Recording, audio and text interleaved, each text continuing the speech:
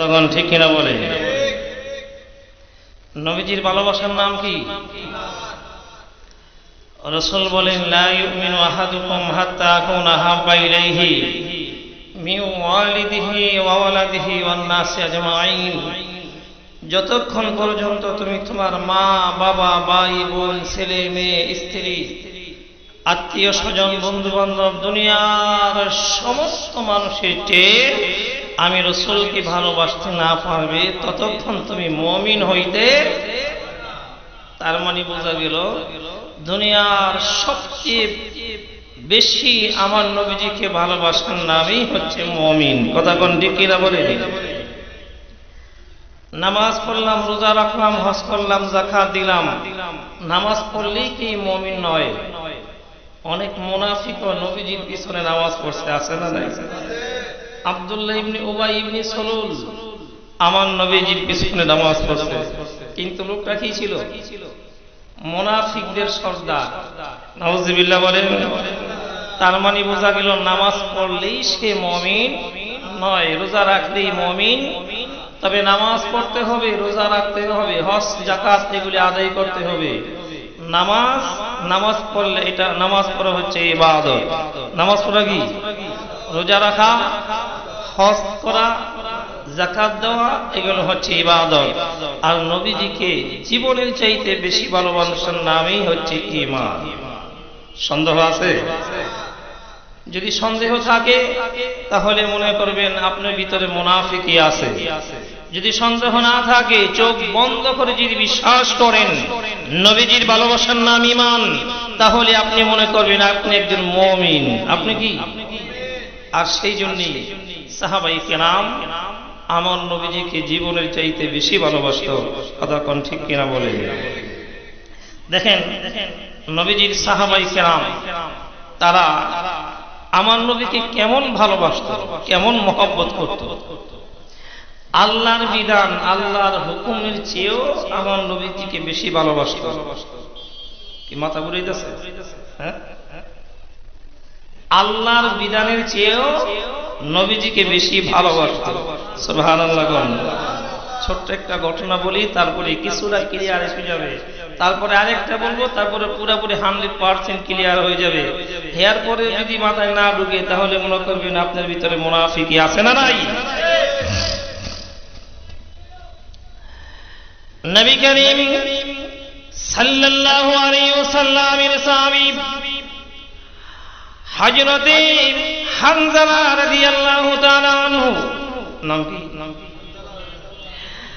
আমার নবীজির বিয়ে সাহাবী হযরতে হানজালা রাদিয়াল্লাহু তাআলা আনহু, তিনি আমার ভাইরা রাতের বেলায় বিবির সঙ্গে রাত কাটাইলেন। তার উপরে গোসল ফরজ হয়ে গেল। সকালবেলা ঘুম থেকে উঠে নদীতে, পুকুরে, খালে চলে গেলেন গোসলের জন্যে। এবার এক আওয়াজে বলেন, স্ত্রীদের সঙ্গে থাকলে অনেক সময় গোসল ফরজ হয়ে যায়। কথা কোন ঠিক কিনা?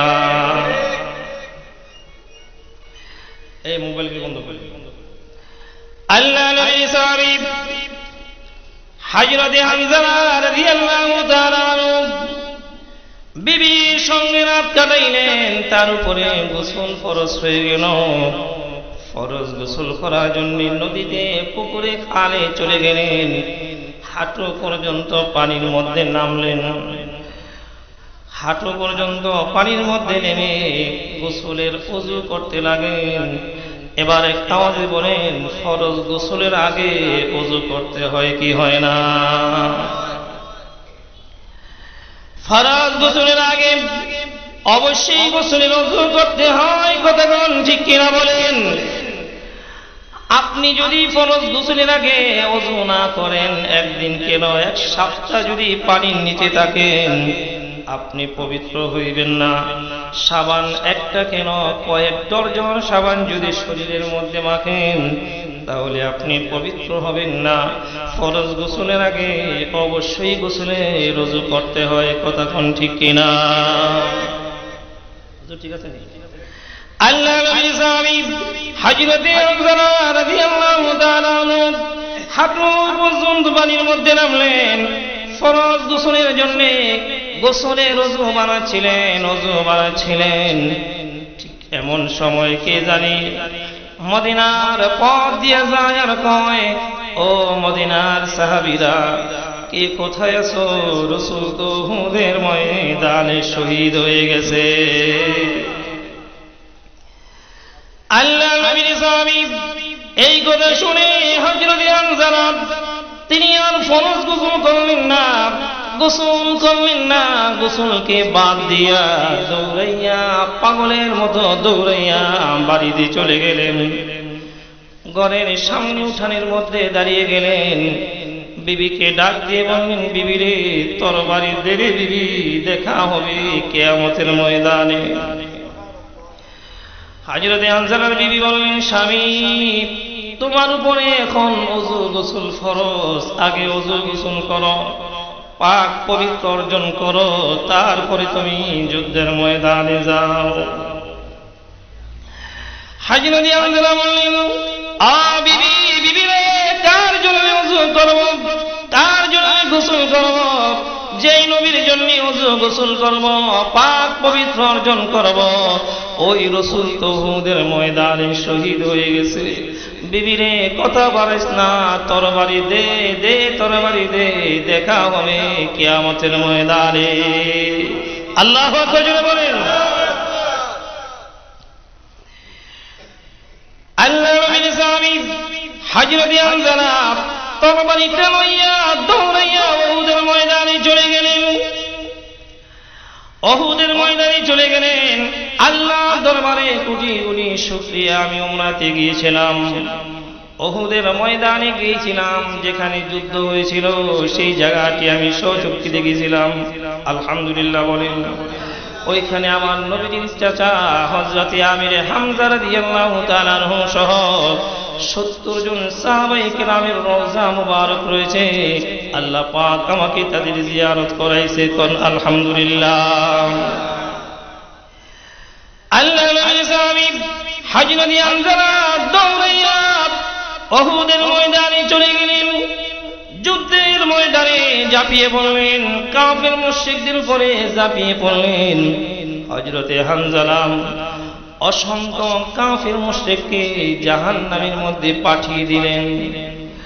অবশেষে হযরত হামজা তিনিও শাহাদাতের পেয়ালা পান করলেন। হযরত হামজা তিনি দুনিয়া থেকে জলমের মতো বিদায় হয়ে গেল। হযরত হামজা শহীদ হয়ে গেল। যুদ্ধের পরে যুদ্ধ যখন শেষ হয়ে গেল, যুদ্ধের পরে আমার নবীজি বললেন, সাহাবীরা, এই যুদ্ধের ময়দানে আমার যত সাথী, আমি রাসূলের সাহাবায়ে কেরাম শহীদ হয়ে গেছে, এদের লাশগুলি তোমরা একত্রিত করো, আমরা তাদেরকে জানাজার নামাজ আদায় করব। জানাজার পরে তাদেরকে বিনা গোসলে তোমরা দাফন করে দেবা। ঠিক এমন সময় হযরত হামজার বিবি দৌড়াইয়া আওলা কিসে পাগল বেশে দৌড়াইয়া উহুদের ময়দানে চলে গেলেন। আমার নবীজির কদম মুবারকের মধ্যে লুটিয়ে পড়লেন। ইয়া রাসূলুল্লাহ, ইয়া হাবিবাল্লাহ, ও দয়ার নবী, মায়ার নবী, আমি জানি যারা যুদ্ধের ময়দানে শহীদ হয় তাদেরকে গোসল দেওয়া হয় না, বিনা গোসলে তাদেরকে দাফন করে দেওয়া হয়। হুজুর গো, সবাইকে যদিও বিনা গোসলে দাফন করেন, কিন্তু আমার স্বামী হামজাকে বিনা গোসলে দাফন করবেন না। হামজা আমার স্বামী, আমি তার স্ত্রী। হুজুর, গত রাতে আমার স্বামী আমার সঙ্গে রাত কাটিয়েছিল, তার উপরে গোসল ফরজ হয়ে গিয়েছিল। ফরজ গোসল করার জন্য পুকুরে, খালে, বিলে চলে গেলেন। হাঁটু পর্যন্ত পানির মধ্যে নামলেন। গোসলের আগে গোসলের ওযু বানাচ্ছিলেন গো নবীজি। ঠিক এমন সময় কে জানি মদিনার পথ দিয়ে যায় আর কয়, ও মদিনার সাহাবীরা, কে কোথায় আছো? রাসূল তো উহুদের ময়দানে শহীদ হয়ে গেছে। ইয়া রাসূলুল্লাহ, ইয়া হাবিবাল্লাহ, আমার স্বামী হামজা এই কথাটি শুনে পাগলের মতো দৌড়াইয়া বাড়িতে চলে আসলো। আমার স্বামী গোসল করলেন না, বিনা গোসলেই পাগলের মতো দৌড়াইয়া বাড়িতে চলে আসলো। আমার ঘরের সামনে দাঁড়িয়ে গেলেন, ডাক দিয়ে বললেন, বিবি রে, তোর বাড়িতে রে বিবি, দেখা হবে কিয়ামতের ময়দানে। আমি আমার স্বামীকে বললাম, স্বামী, তোমার উপরে গোসল ফরজ, ওযু গোসল ফরজ। আগে ওযু গোসল করো, পাক পবিত্র অর্জন করো, তারপরে তুমি যুদ্ধের ময়দানে যাও। আমার স্বামী বললেন, বিবি, কার জন্য ওযু করব, কার জন্য গোসল করব? যেই নবীর জন্য ওযু গোসল করব, পাক পবিত্র অর্জন করব, ওই রাসূল তো উহুদের জমিনে শহীদ হয়ে গেছে। বিবি রে, তরবারি দে, দেখা হবে কঠিন কিয়ামতের ময়দানে। ইয়া রাসূলুল্লাহ, ইয়া হাবিবাল্লাহ, আমার স্বামী তরবারিটা লইয়া পাগলের মতো দৌড়াইয়া উহুদের ময়দানে চলে এসেছে। আমি শুনেছি আমার স্বামী অসংখ্য কাফিরকে জাহান্নামের মধ্যে পৌঁছে দিলেন। তারপরে আমার স্বামী শাহাদাতের পেয়ালা পান করলেন। আমার স্বামী শহীদ হয়ে গেল, দুনিয়া থেকে বিদায় হয়ে গেল। হুজুর, আমি তো জানি যারা যুদ্ধের ময়দানে শহীদ হয় তাদেরকে গোসল দেওয়া হয় না, বিনা গোসলেই তাদেরকে দাফন করে দেওয়া হয়। হুজুর, আমার স্বামী হানজালার উপরে গোসল ফরজ, আমার স্বামী হানজালাকে গোসল করাইয়া তারপরে দাফন করে দিবে। আমার নবীজি বললেন, সাহাবীরা, সাহাবীরা, হানজালার লাশটি খুঁজে বাইর করো। হানজালার লাশটি খোঁজা শুরু হয়ে গেল, কিন্তু আমার ভাইরা, হানজালার লাশটি খুঁজে পাওয়া যাচ্ছে না, হানজালার লাশটি পাওয়া যাচ্ছে না। আমার নবী হযরত আলী রাদিয়াল্লাহু তাআলা আনহুকে বললেন যে, আলী, আরে আলী, তুমি উহুদের চতুর্পাশে ঘুরে আসো, দেখো আমার সাহাবী হানজালার লাশটি কোথায় পড়ে আছে। হযরত আলী উহুদের চতুর্দিকে ঘুরে, কিন্তু হযরত হানজালার লাশ পাওয়া যাচ্ছে না। আলী চতুর্দিকে ঘুরে হানজালার লাশ খুঁজে পায় না। অবশেষে দৌড়াইয়া আমার নবীজির কদম মুবারকের সামনে চলে গেলেন। ইয়া রাসূলুল্লাহ, ইয়া হাবিবাল্লাহ, আমি আলী উহুদের জমিন তন্ন তন্ন করে খুঁজলাম, কোথাও আমার ভাই হানজালাকে খুঁজে পেলাম না, হানজালার লাশ খুঁজে পাওয়া যাচ্ছে না। আল্লাহর নবী, রহমতের নবী আকাশের দিকে তাকাইলেন। আকাশের দিকে তাকাইয়া দেখেন আল্লাহর হাজার হাজার ফেরেশতারা হযরতে হানজালার লাশের গোসল দিয়া দেয়। আর জোরে বলেন সুবহানাল্লাহ, আল্লাহু আকবার জোরে বলেন। আল্লাহ রাব্বুল আলামিন ডাক দিয়ে বলেন, নবী, ও আমার বন্ধু, আমার রাসূল, আমার প্রিয় বান্দা হানজালা, আপনি রাসূলের উম্মত। হানজালা ফরজ গোসলকে বাদ দিয়া, কোন গোসল? ফরজ গোসলকে বাদ দিয়া আপনি রাসূলের মহব্বতে, আপনার প্রেমে শহীদ হয়ে গেল। আমি আল্লাহ এই দৃশ্যটা এত পছন্দ করে নিলাম, আমার বান্দা হানজালার উপরে আমি আল্লাহ এত সন্তুষ্ট হয়ে গেলাম। আমার বান্দা হানজালার লাশ দুনিয়ার সাধারণ পানি দিয়ে গোসল হোক, সেটা আমি আল্লাহ পছন্দ করলাম না।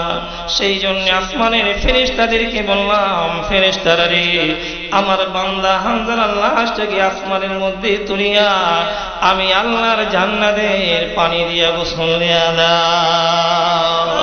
আর যদি বলেন না সুবহানাল্লাহ। নবীজির প্রেমে জীবন দিলে পাবে আল্লাহকে, নবীজির প্রেমে জীবন দিলে পাবে জান্নাতে। বলেন না, নবীজির প্রেমে জীবন দিলে পাবে আল্লাহকে, নবীজির প্রেমে জীবন দিলে পাবে জান্নাতে। সুবহানাল্লাহ বলেন। সাহাবায়ে কেরাম তারা ফরজ বিধানের চেয়েও আমার নবীকে বেশি ভালোবাসতেন। সুবহানাল্লাহ। গোসলটা কি ছিল? ফরজ। ফরজ গোসলের চেয়েও নবীজিকে বেশি প্রাধান্য দিলেন। সুবহানাল্লাহ বলেন। এবার বলেন তো আল্লাহর হুকুমের মধ্যে সবচেয়ে বড় হুকুমের নাম কি?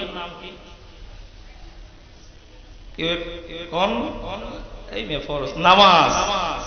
ইবাদতের মধ্যে সবচেয়ে বড় ইবাদতের নাম কি? যেটা বলেন কি? কিয়ামতের ময়দানে আল্লাহ নামাজের হিসাবে আগে নিব মনে হয় নাকি হুজুর? আউয়ালু মা ইউহাসাবু বিহিল আবদু ইয়াউমাল কিয়ামাতি সালাহ। কিয়ামতের ময়দানে আল্লাহ পাক নামাজের হিসাব আগে নিব। সুবহানাল্লাহ বলেন।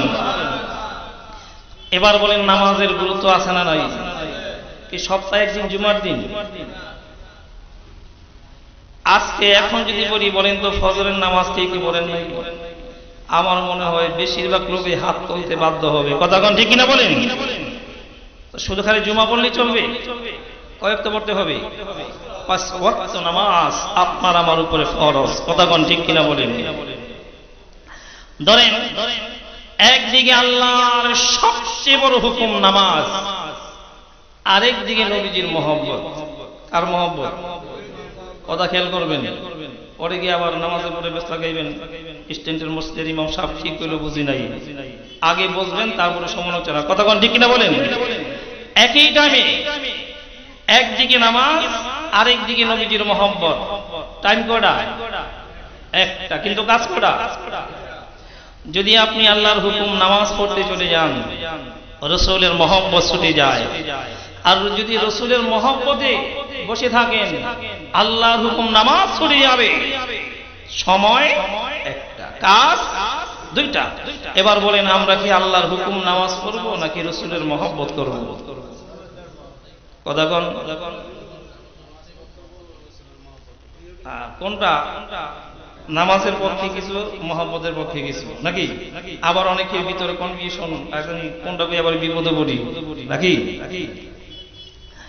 এবার আসেন আমরা এই দৃশ্যটি আমরা নবীজির সাহাবায়ে কেরামদের জীবনী থেকে দেখি, তাহলে সুন্দর ফয়সালা হয়ে যাবে। কথা কোন ঠিক কিনা বলেন? নবী করিম সাল্লাল্লাহু আলাইহি ওয়াসাল্লাম সাহাবায়ে কেরামদেরকে নিয়ে আমার নবী জোহরের নামাজ আদায় করে ফেললেন। এবার আমার ভাইয়েরা আপনারা বলেন তো কোন নামাজ? একটু কথা কোন।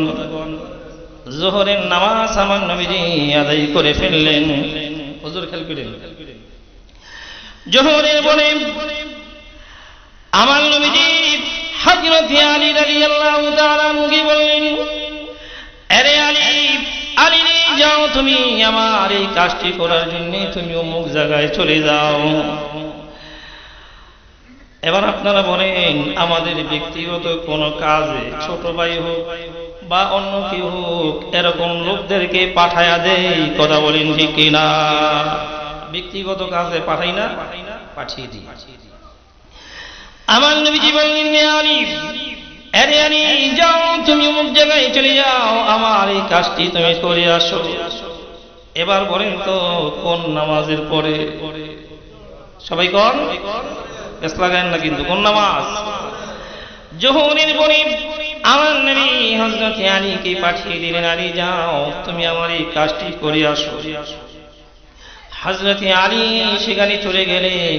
ওই কাজটি করে আসতে হযরত আলীর অনেক সময় লেগে গেল, অনেক সময়, লম্বা সময়। এদিক দিয়ে আমার মসজিদুল নববীর মধ্যে আসরের নামাজের আযান হয়ে গেল, আযানের সময় হয়ে গেল। হযরত বেলাল রাদিয়াল্লাহু তাআলা তিনি আযান দিয়ে দিলেন, আযান। এবার বলেন প্রতিদিন 5 ওয়াক্ত নামাজের আগে আযান আছে না নাই? আল্লাহু আকবার, আল্লাহু আকবার, আল্লাহ বড়, আল্লাহ বড়। আশহাদু আল্লা ইলাহা ইল্লাল্লাহ, আমি সাক্ষ্য দিচ্ছি আল্লাহ ছাড়া কোনো মাবুদ নাই। আশহাদু আন্না মুহাম্মাদার রাসূলুল্লাহ, আমি আরো সাক্ষ্য দিচ্ছি মুহাম্মদ সাল্লাল্লাহু আলাইহি ওয়াসাল্লাম আল্লাহ পাকের রাসূল। কথা কোন ঠিক কিনা বলেন? হাইয়া আলাস সালাত, নামাজের জন্য আসো। হাইয়া আলাল ফালাহ, কল্যাণের জন্য আসো। আল্লাহু আকবার, আল্লাহু আকবার। আল্লাহ বড়, আল্লাহ বড়। লা ইলাহা ইল্লাল্লাহ, আল্লাহ ছাড়া কোনো মাবুদ নাই। কথা কোন ঠিক কিনা? হযরত বিলাল এমনি ভাবে আযান দিয়ে দিলেন। আযানের পরে সমস্ত সাহাবায়ে কেরাম মসজিদে চলে আসলেন। আমার নবীজি মসজিদের মধ্যে হাজির হয়ে গেলেন। হযরতে বেলাল তিনি এখন, হযরতে আলী তিনি এখনো পর্যন্ত আসতে পারে নাই। আলী কই? মনে আসেনি? হযরতে আলী তিনি আমার ভাইরা এখনো আসতে পারেন নাই। নামাজের সময় হয়ে গেল। আমার নবী নামাজের ইমামতির জায়গার মধ্যে দাঁড়িয়ে গেলেন, মুসল্লায় দাঁড়িয়ে গেলেন। সমস্ত সাহাবায়ে কেরাম নবীজির পিছনে দাঁড়িয়ে গেলেন। সাহাবায়ে কেরাম তাদের জীবন ভালো, নসিব ভালো, তাদের ভাগ্য ভালো। তারা আমার নবীজিকে দেখেছেন, নবীজির নুরানি জবান মোবারক থেকে আলোচনা শুনেছেন, রাসূলের পিছনে নামাজ আদায় করেছেন। কথা কোন ঠিক কিনা? সাহাবায়ে কেরাম আমার নবীজির পিছনে দাঁড়িয়ে গেলেন। আমার নবীজি নামাজ শুরু করে দিলেন। হযরত আলী তিনিও এখনো পর্যন্ত আসতে পারলেন না। রাসূল সাহাবীদেরকে নিয়ে নামাজ আদায় করে ফেললেন। নামাজের কিছুক্ষণ পরে হযরত আলী সেই কাজটি শেষ করে আমার নবীজির কদম মোবারকে হাজির। হযরত আলী তিনি এখনো পর্যন্ত আসরের নামাজ পড়ে নাই। আমার নবীজি বললেন, আলী, আরে আলী তুমি একটু বসো, আমি তোমার নানির মধ্যে সের মোবারক, মাথা মোবারক রেখে আমি রাসূল একটু বিশ্রাম নিব, আরাম করব। হযরত আলী বসে পড়লেন। হযরত আলীর রানের মধ্যে আল্লাহর নবী রহমতের নবীর সের মোবারক, মাথা মোবারক রেখে শুয়ে পড়লেন। হযরত আলীর জীবন ধন্য, আলীর জীবন ধন্য। আলী বালিশ হয়ে বসে পড়ে, আমার নবীজি তাকে বালিশ হিসাবে ব্যবহার করে। কথা কোন ঠিক কিনা? আজকে যদি আমরা আমার নবীকে পাইতাম, আমাদের জীবন যৌবন সবকিছু আমার নবীজির কদম মোবারকে উৎসর্গ করে দিতাম। কথা কোন ঠিক কিনা? আলী আসুন নামাজ পড়ছেনি, নবীজি পড়ছেনি, রাসূল পড়ছে, আলী পড়ে। আমার নবী লম্বা ঘুম দিলেন, অনেক লম্বা ঘুম। রাসূল ঘুমিয়ে গেলেন। হযরত আলী এখনো পর্যন্ত আসরের নামাজ পড়তে পারে নাই। সূর্য পশ্চিম দিকে একেবারে সূর্য লাল হয়ে গেল। সূর্য ডুবে যাবে, ডুবে যাবে অবস্থা। হযরত আলী একদিকে সূর্যের, একবার সূর্যের দিকে তাকায়, আরেকবার আমার নবীজির নূরানি চেহারা মোবারকের দিকে তাকায়। আলী মনে মনে ভাবে, একদিকে আল্লাহর হুকুম নামাজ, আরেকদিকে নবীজির মহব্বত। আমি আলী যদি এখন যদি নবীজির মহব্বতে বসে থাকি, আল্লাহর হুকুম নামাজ চলে যায়। আর যদি নামাজের জন্য মসজিদে চলে যায়, তাহলে রাসূলের মহব্বত ছুটে যায়। দুই দিকের চিন্তায় হযরত আলী পেরেশান হয়ে গেলেন, অস্থির হয়ে গেলেন। কি করবে, কি করবে? হযরত আলী দেখতে পেলেন সূর্য একেবারে ডুবে যাবে, ডুবে যাবে অবস্থা। আলী পেরেশান হয়ে গেলেন, অস্থির হয়ে গেলেন। এই মুহূর্তে কি করবে? রাসূলের মহব্বতে বসে থাকবে, নাকি আল্লাহর হুকুম নামাজের জন্য চলে যাবে? হযরত আলী পেরেশান, অস্থির হয়ে গেলেন। দেখতে দেখতে আমার ভাইরা সূর্য একেবারে ডুবে গেল। হযরত আলী মনে মনে ভাবেন, আজকে আমি কেন আসরের নামাজ পড়তে পারলাম না, আসরের নামাজ পড়তে পারলাম না। আল্লাহর ভয়ে, জাহান্নামের ভয়ে হযরত আলী কেঁদে দিলেন। গাল বেয়ে বেয়ে পানির ফোঁটাগুলি ঝর্ণার মধ্যে পড়তে লাগলো।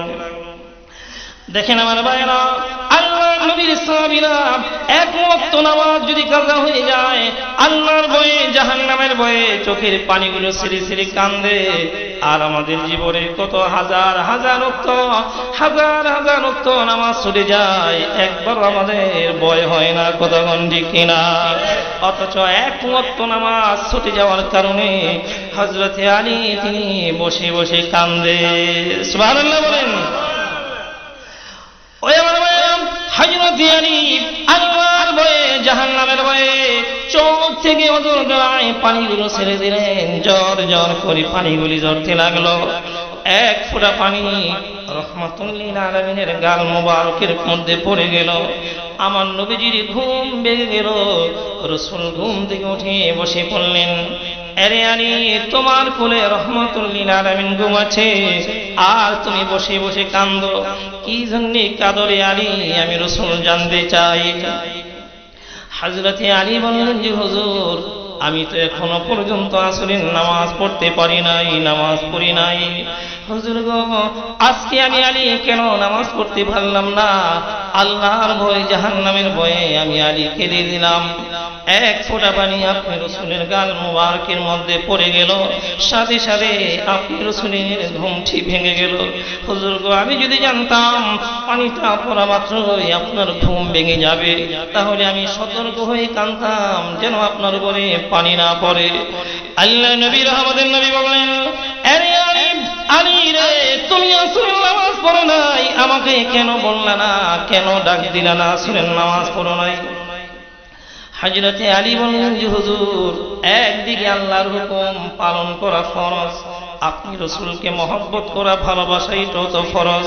আল্লাহর হুকুম মানা ফরজ, আপনি রাসূলকে মহব্বত করা ফরজ। আমি আলী চিন্তা করলাম এই দুই ফরজের মধ্যে কোন ফরজ প্রাধান্য দিব। আমি আলী মনে মনে ভাবতে লাগলাম, আমি যদি আল্লাহর হুকুম আসরের নামাজ ছেড়ে দিই, নামাজের কাজা করে ফেলি, আগামীকালকে আমি আসরের নামাজের কাজা আদায় করতে পারবো।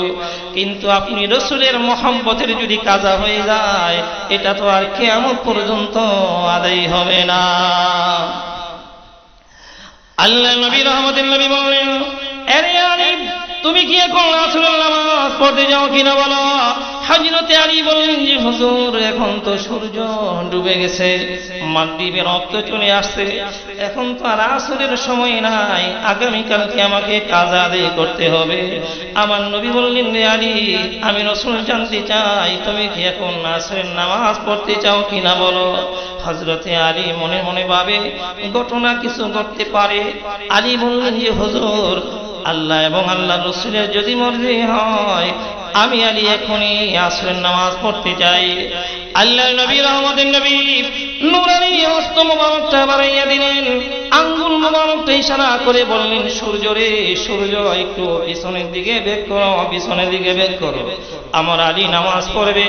আমার নবী এমনি ভাবে ডাক দেওয়ার সাথে সাথে ডুবন্ত সূর্য উঠে আবার আসরের রক্ত হয়ে যায়। আর জোরে বলেন সুবহানাল্লাহ, আল্লাহু আকবার জোরে বলেন। মদিনা মদিনা আশিক মুমিনের ঠিকানা, বলে না মদিনা মদিনা। কি রোজা নাই দেখি, রোজা তুলেছি, রোজা বসে নি, হ্যাঁ সামনে বসে, যে আগে আদামরা মোহাম্মদে বলেন, মদিনা মদিনা আশিক মুমিনের ঠিকানা, মদিনা মদিনা। জালালউদ্দিন সৈয়দী ৭৫ বার দেখল নবীজি, এতবার দেখিও নবী, এতবার দেখিও নবী, জ্বালাটার মিঠে না। মদিনা মদিনা আশিক মুমিনের ঠিকানা, বলো না মদিনা।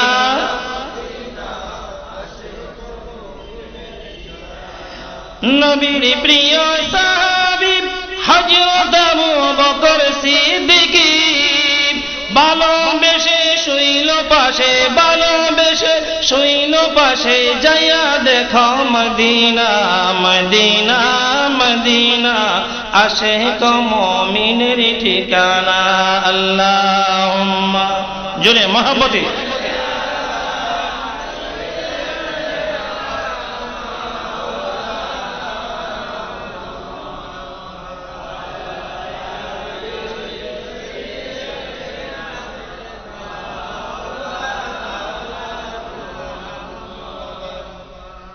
নামাজ পড়া কি কার হুকুম? নবীজিকে মহব্বত করা এটাও ফরজ। তবে আল্লাহর ফরজের চেয়ে সাহাবায়ে কেরাম নবীজির মহব্বতটাকে বেশি প্রাধান্য দিয়েছেন। সুবহানাল্লাহ। সন্দেহ হয়? যদি সন্দেহ হয় তাহলে মনে করবেন যে ভিতরে কি আছে? মুনাফিকি। রাসূলের মহব্বত ছাড়া কেউ জান্নাতে যেতে পারবে না। ইবাদত দিয়ে জান্নাতে যাবেন ইম্পসিবল, অসম্ভব। কোন বান্দা ইবাদত দিয়ে বেহেশতে যাইতে পারবে না। সমস্ত মানুষ বেহেশতে যাবে আল্লাহর দয়া, আল্লাহর রহমতের মাধ্যমে। কথা কোন ঠিক কিনা? আল্লাহর দয়া ছাড়া কেউ জান্নাতে যাওয়ার কোনো সুযোগ নাই। আলোচনা লম্বা হয়ে যাবে, না হয় ফাঁকে একটা ঘটনা বলে দিতাম। এটা বলার সময় নেই, যেহেতু সময় কম। এবার বলেন সাহাবায়ে কেরাম আমার নবীকে কেমন ভালোবাসতো? জীবনে চাইতেও বেশি ভালোবাসতো। শুধু মানুষ আমার নবীকে ভালোবাসতো নাকি সমস্ত প্রাণী? কথা কয় না? সমস্ত প্রাণী আমার নবীজিকে ভালোবাসতো। এই যে একটা গাছ, বৃক্ষ পর্যন্ত আমার নবীকে ভালোবাসতো। মাথা ঘুরাইতেছে? সুবহানাল্লাহ জোরে বলেন। কে ভালোবাসতো? গাছ, বৃক্ষ গাছ আপনাকে আমাকে ভালোবাসবে? কথা বলেন। এবার এক আওয়াজে বলেন আমার নবীকে ভালোবাসে কি বাসে? আরো জোরে বলেন বাসে কিনা? সুবহানাল্লাহ জোরে বলেন। নবী করিম সাল্লাল্লাহু আলাইহি ওয়াসাল্লাম মক্কা থেকে হিজরত করে আমার নবীজি মদিনায় চলে আসলেন। মদিনায় আসার পরে আমার নবী মদিনার মধ্যে একটি মসজিদ নির্মাণ করলেন। বলেন তো কি নির্মাণ করলেন? যেই মসজিদের নাম মসজিদে নববী। নাম কি? মসজিদে নববী। আমার ভাইরা, যেই মসজিদের মধ্যে এক ওয়াক্ত নামাজ আদায় করলে আমার আল্লাহ রাব্বুল আলামিন ওই বান্দার আমলনামার মধ্যে 50,000 ওয়াক্তের সওয়াব দান করে দেয়। আর যদি বলেন সুবহানাল্লাহ। নামাজ পড়বেন এক ওয়াক্ত, সওয়াব কত? 50,000 ওয়াক্তের সওয়াব। সুবহানাল্লাহ। ওই মসজিদে বসে একবার আল্লাহকে ডাক দিবেন, 50,000 বার আল্লাহ বলার সওয়াব লেখা হয়ে যাবে। তো আমার ভাইরা, এই মসজিদে নববী এখন আমার ভাইরা এই মসজিদের মধ্যে এখন প্রায় এক জামাতে 7 লক্ষ মানুষ এক জামাতে নামাজ পড়তে পারে। কত লক্ষ? 7 লক্ষ মানুষ এক জামাতে নামাজ পড়তে পারে। সুবহানাল্লাহ। ওই আমার ভাইরা, আল্লাহ নবী রহমতের নবী যখন মক্কা থেকে হিজরত করে মদিনায় চলে আসলেন, এই মসজিদটি আমার নবী সাহাবায়ে কেরামদেরকে নিয়ে নিজ হাতে আমার নবী এই মসজিদটাকে নির্মাণ করলেন। এখন তো বিশাল বড় মসজিদটি আমার ভাইরা, ওই সময়তে এত বড় মসজিদ ছিল না। কথা বলেন ঠিক কিনা? আমার নবীজি মসজিদটি নির্মাণ করলেন, খেজুর গাছের খুঁটি দিলেন। বলেন তো কি গাছ? আরো জোরে বলেন। খেজুর গাছের খুঁটি দিলেন, চাল দিলেন। আমার নবীজি খেজুর পাতার ছাউনি। চাল কিসের? খুঁটি খেজুর গাছ। আচ্ছা বলেন তো, আমরা ছোটবেলা দেখেছিলাম, একটু সাইড দেন, এটা রাখতে দেন, আমার দিকে তাকান, আবার বিরিয়ানির দিকে চাই দেখেন না, এদিকে তাকান। তাই হুজুর, আমরা তো ছোটবেলায় দেখেছিলাম যে আমাদের এই বাড়িটা ছিল একটু গ্রামে। আমার বাড়িটা হলো জিউদরা। কোথায়?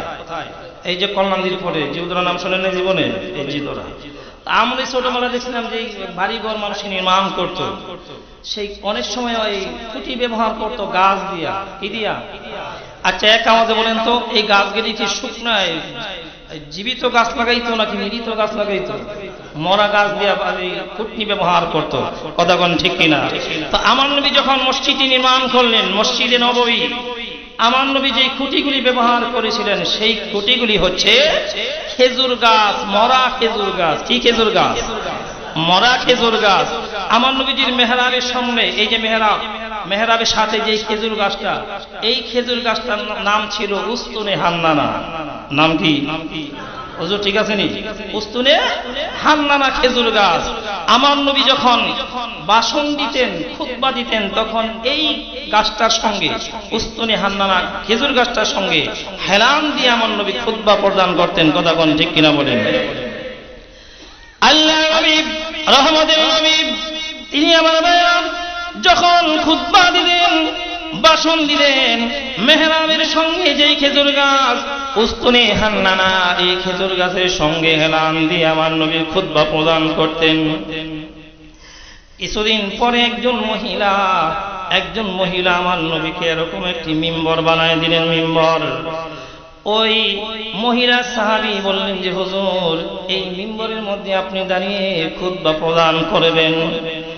আমার নবী ওই মিম্বরের মধ্যে দাঁড়িয়ে দাঁড়িয়ে খুতবা প্রদান করতে লাগলেন। এমন সময় উস্তুই হান্নানা মরা না যেতা, মরা খেজুর গাছ মানুষের মতো কান্না শুরু করে দিল।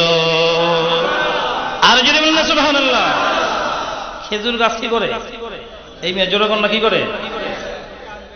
এই যে আমরা মসজিদ বানাইছি, কি দিছি?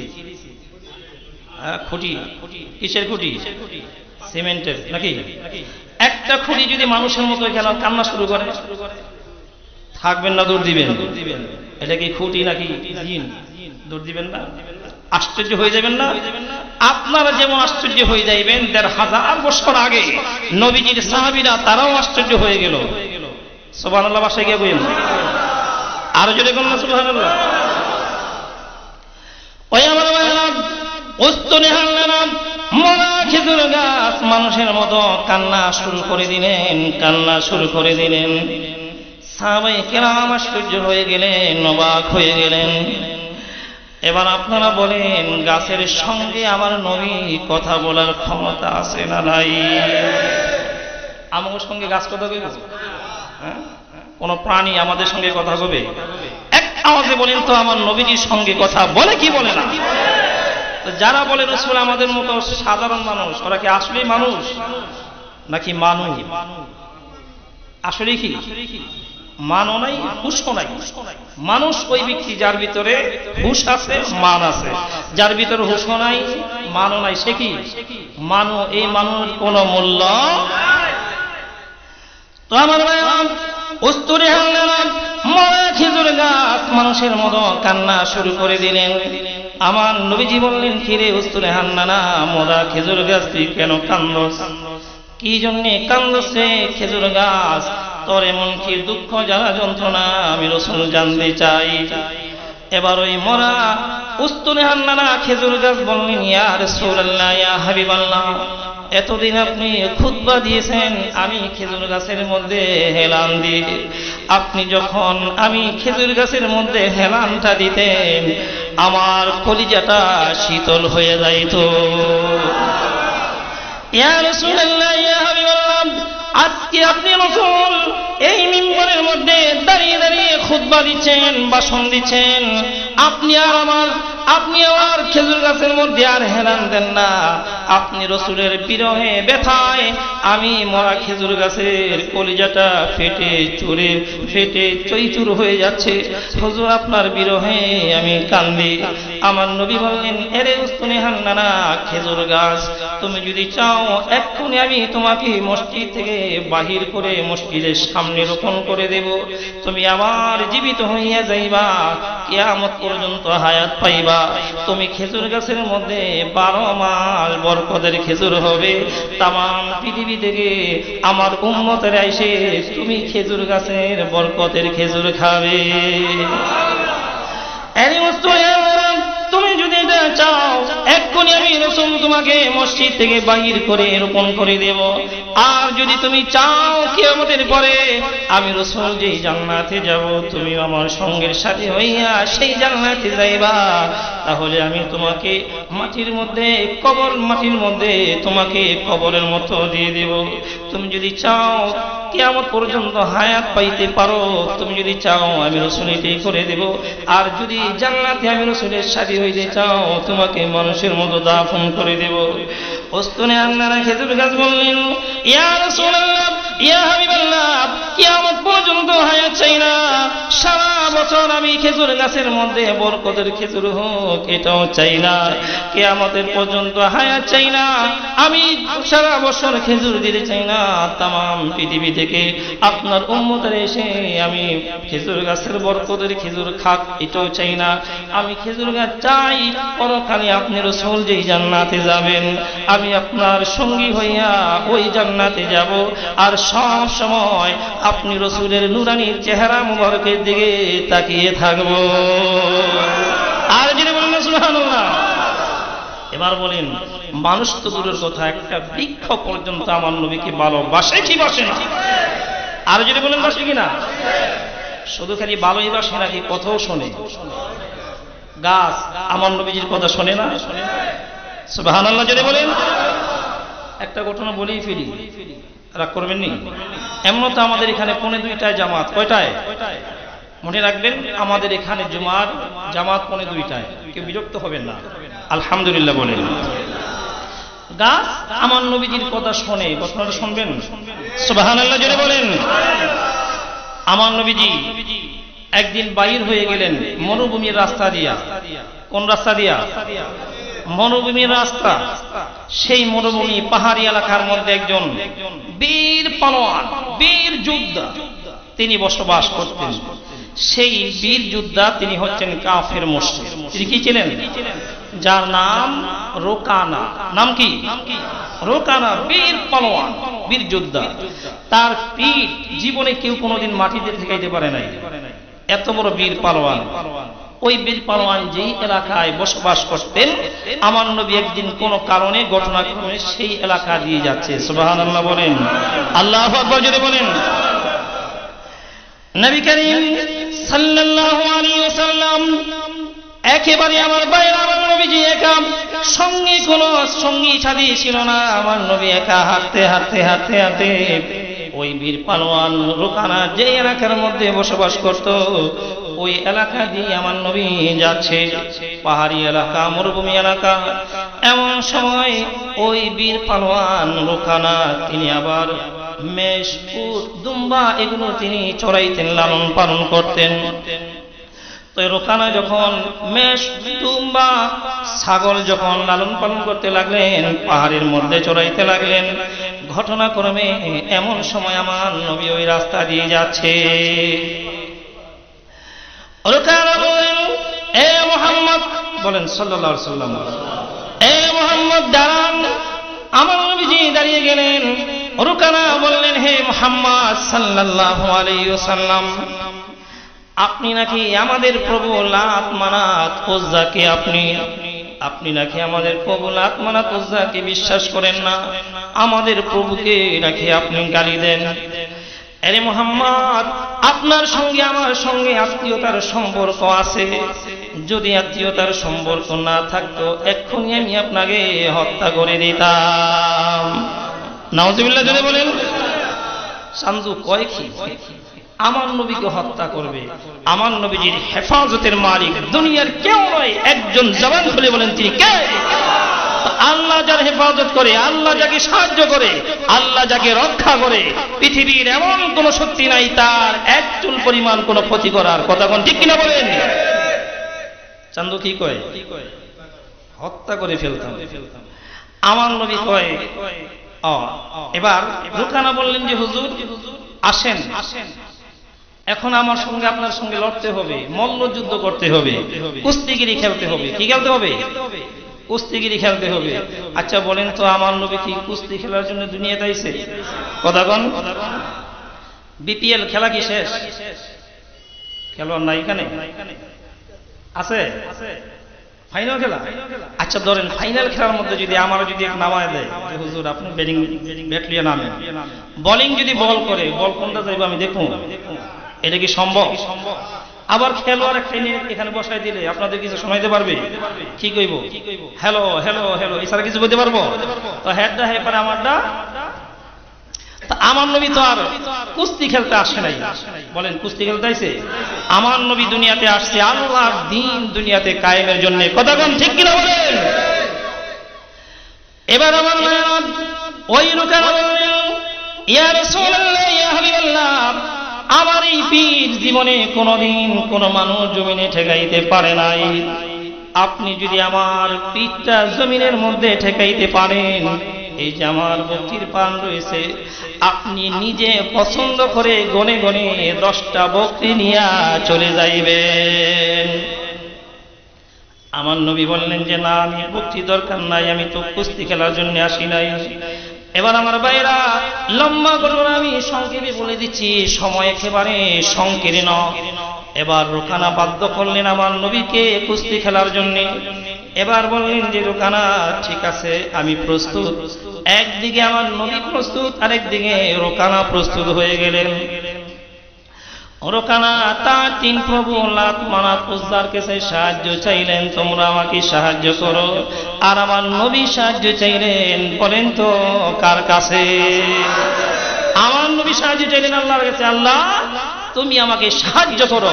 এবার এক আওয়াজে বলেন, রুকানার 3 প্রভু লাত মানাত উজ্জা তাকে সাহায্য করবে, নাকি আমার আল্লাহ আমার নবীকে সাহায্য করবে?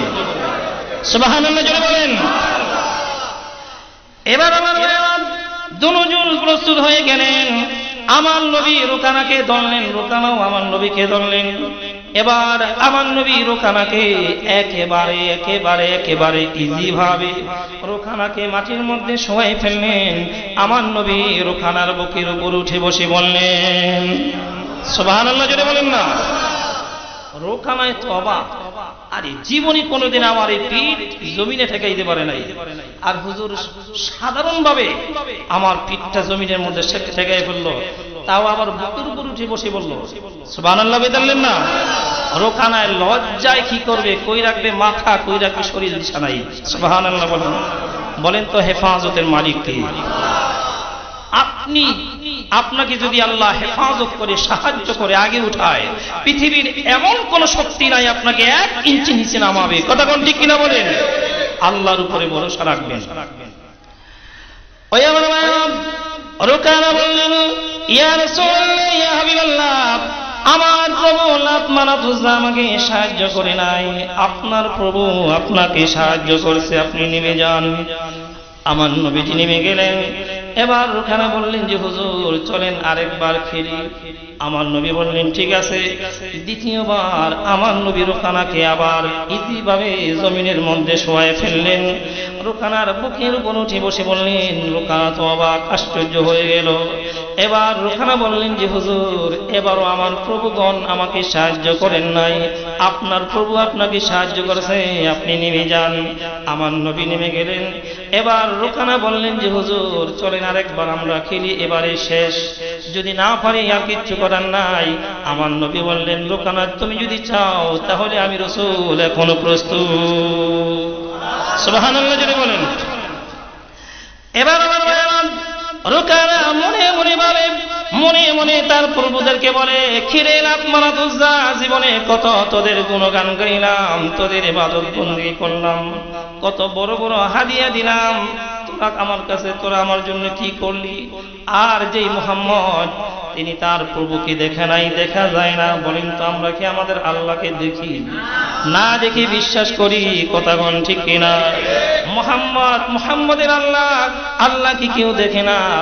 না দেখার পরেও তার আল্লাহ তাকে সাহায্য করে। আর তোরা কি করস? তোরা 3 জন মিল্লা আমার সাহায্য করতে পারস না? এবার যদি না পারস খবর আছে। এবার আমার নবী বলেন, এবার রুকানা বললেন ঠিক আছে হুজুর আরেকবার হয়ে যায়। আমার নবী বললেন ঠিক আছে। রুকানা তার 3 প্রভু লাত মানাত উজ্জার কাছে সাহায্য চাইলেন, আমার নবী আমার আল্লাহর কাছে সাহায্য চাইলেন। সুবহানাল্লাহ বলেন।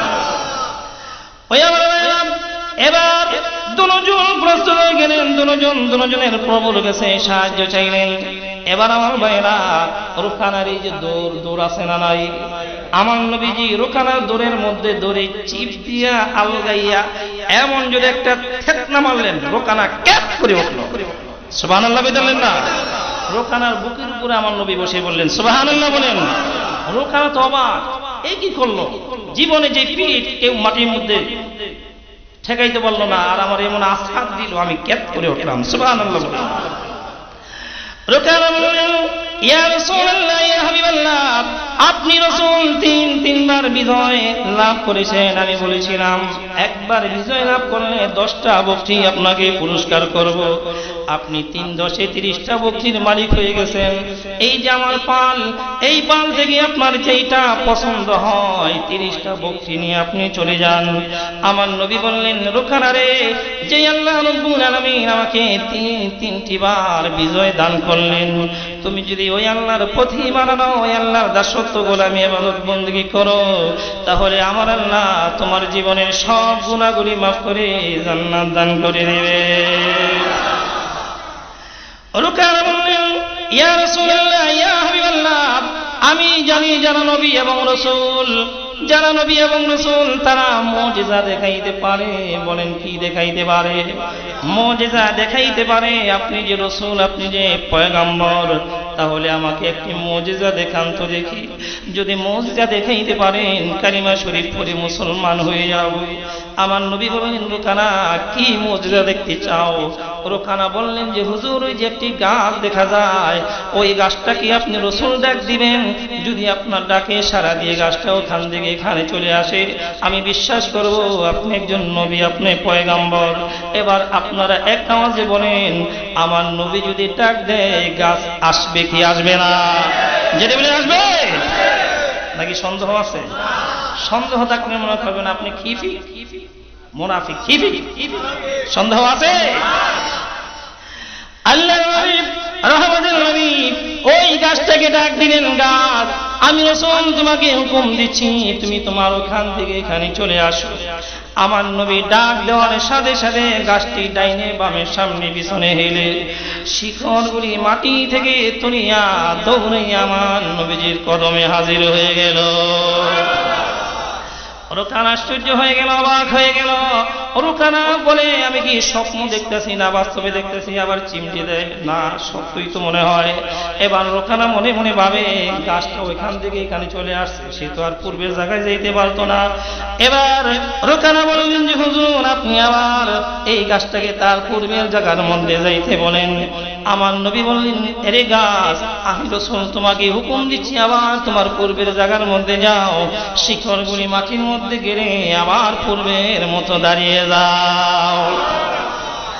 আমার নবী হুকুম দেওয়ার সাথে সাথে গাছটি দৌড়াইয়া পূর্বের জায়গার মধ্যে চলে গেল।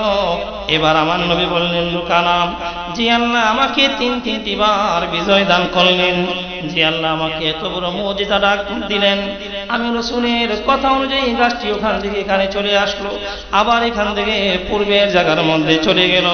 যে আল্লাহ আমাকে এত বড় মুজিজা দান করলেন, ওই আল্লাহর প্রতি মানানো, ওই আল্লাহর দাসত্ব গোলামি করো, ওই আল্লাহর ইবাদত বندگی যদি করতে পারো, আল্লাহ তোমার জীবনের গুনাহগুলি মাফ করে জান্নাত দান করে দেবে। রুকানা মনে মনে ভাবে, এখন যদি আমি ইসলাম গ্রহণ করি, কালিমা পড়ি, তাহলে মানুষগুলি বলবে আমি মুহাম্মদ সাল্লাল্লাহু আলাইহি ওয়াসাল্লামের কাছে পরাস্ত হয়ে গেছি, মুহাম্মদ সাল্লাল্লাহু আলাইহি ওয়াসাল্লামের ভয়ে ইসলাম গ্রহণ করেছি। না না হুজুর, ইসলাম গ্রহণ করা যাবে না, ইসলাম গ্রহণ করব না, আপনি এখান থেকে 30টা বকরি নিয়ে চলে যান। আমার নবী বললেন, রুকানা, তুমি যদি ইসলাম গ্রহণ না করো, তোমার বকরির আমি রাসূলের কোনো প্রয়োজন নাই। সুবহানাল্লাহ। এই জন্য এই ঘটনা বললাম, গাছ আমার নবীজিকে ভালোবাসে, রাসূলের কথাও শোনে কি শোনে না? নবীজির কথা শুনে চলে আসলে সুবহানাল্লাহ বলে।